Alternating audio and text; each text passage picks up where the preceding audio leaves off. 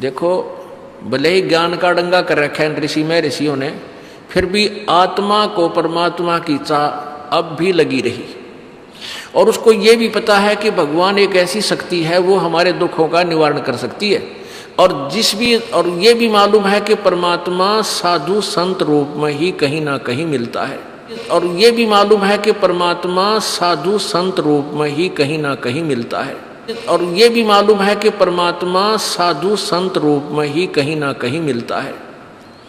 जैसे परमेश्वर जी खुद अपनी महिमा आप ही बताते हैं, कबीर देव जी, कि पर्वत पर्वत में फिरा कारण अपने राम, और राम जैसे संत मिले जिन सारे सब काम। अब क्या बताते हैं कि मैं अपने दुख निवारण के लिए, यानी परमात्मा से ही हमारे दुख निवारण हो सकते हैं, उस परमात्मा के लिए पर्वत पर्वत पर जहां भी जिसने बता दिया कि वहां संत है, वहां संत है, वहां संत है, या उस मंदिर में मत्था टेकने से सुख होता है, वहां गुफा में जाने से ऐसे होता है, केदारनाथ पर पहुंच जाते ये दुख दूर हो जाता है। तो कहते हैं इन सब स्थानों पर मैं गया लेकिन कोई राहत नहीं मिली। और कहते हैं राम जैसे संत मिले, क्योंकि जिस संत से और हमें राहत मिली, परमात्मा, वो दुख दूर हुए, पाप नाश हुए तो सुख हुआ। तो कहते हैं राम जैसा संत मिले जिन सारे सब काम। तो इतना भी ज्ञान है कि परमात्मा की प्राप्ति संत, परमात्मा से मिलने वाले राहत संत के माध्यम से ही मिलते हैं। तो इससे परमात्मा खुद ही अपनी महिमा बताते हैं कि संत साहिब के लाडले,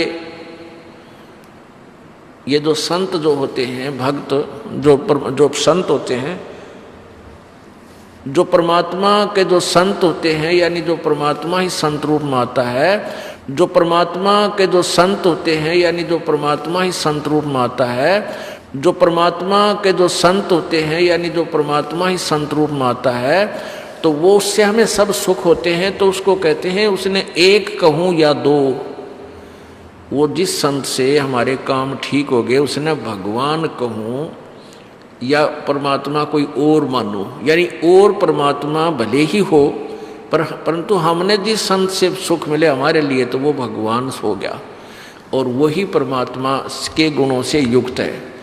तो पुण्यात्माओं, परमेश्वर भी कहते हैं, गुरु मानस कर जानते ते नर कहिए अंध, महादुखी संसार में आ गए अब के फन।